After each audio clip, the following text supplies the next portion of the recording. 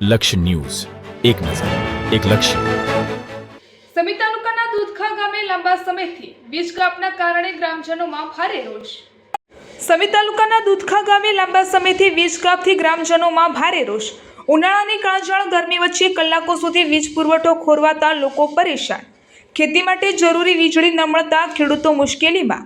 પાકને નુકસાનની ભીતિ. વીજ કાપના કારણે ગામમાં પાણીની સમસ્યા વિકટ બનતા લોકો ત્રસ્ત. દૂધખા ગામ હાલ શંખેશ્વર કચેરી હેઠળ આવતા સંચાલનમાં ભારે હાલાકીનો આક્ષેપ.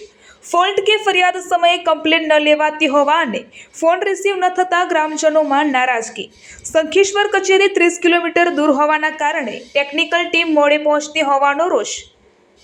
ગ્રામજનોની સ્પષ્ટ માંગ દૂધખા ગામનો સમાવેશ સમી યુજીવીસીએલ કચેરી હેઠળ કરવામાં આવે. વીજ વ્યવસ્થા તાત્કાલિક સુધારી સ્થાયી ઉકેલ લાવવા તંત્ર સમક્ષ ગ્રામજનોની ઉગ્ર માંગ. વહેલી તકે પ્રશ્નનો ઉકેલ નહીં આવે તો ગાંધી ચિંધ્યા માર્ગે આંદોલનની ચીમકી. રિપોર્ટર પંકજ સાધુ, રાધનપુર, પાટણ.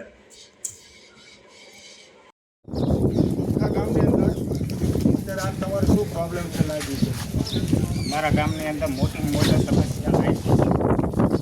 બરાબર, કારણ કે જે બી ઓફિસ અમારે અહીંયા લાગુ પડતી હતી ત્યારે અમારે 5 વર્ષ સુધી અમારા લાઈટ અડધો કલાક પણ નથી જઈ.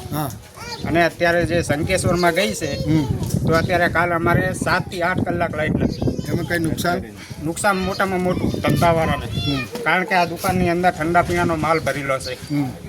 બરાબર, એની અંદર 500 કમાવા હાતુર અને 25,000નું રોકાણ કર્યું છે. એનું શું?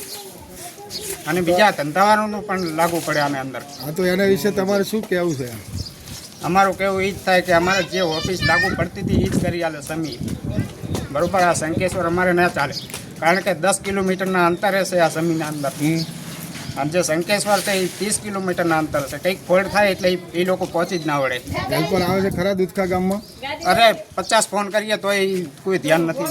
હેલ્પરને જોયો ખરો કોઈ દિવસ તમે? કોઈ દિવસ અમે હેલ્પરને જોયો નથી. કેટલા ટાઈમ થયો શંખેશ્વર ગયા ને આ જીબી? લગભગ 3-4 મહિના થયા. ત્યાં સુધી કોઈ આજ સુધી હેલ્પર કે કોઈ આવ્યું નથી? હા, અમે ફોન કરીએ એટલે એમનું કેવું એમ થાય છે કે આ પોઝિશન કાયમથી દુકાનના અંદર આ જ પોઝિશન હોય છે. બરાબર.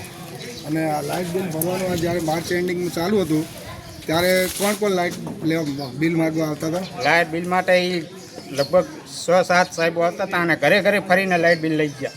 તો અત્યારે કેમ કોઈ દેખાતું નથી? અચ્છા, ઓકે. આપનું નામ? અકબરભાઈ કરીમભાઈ વોરા.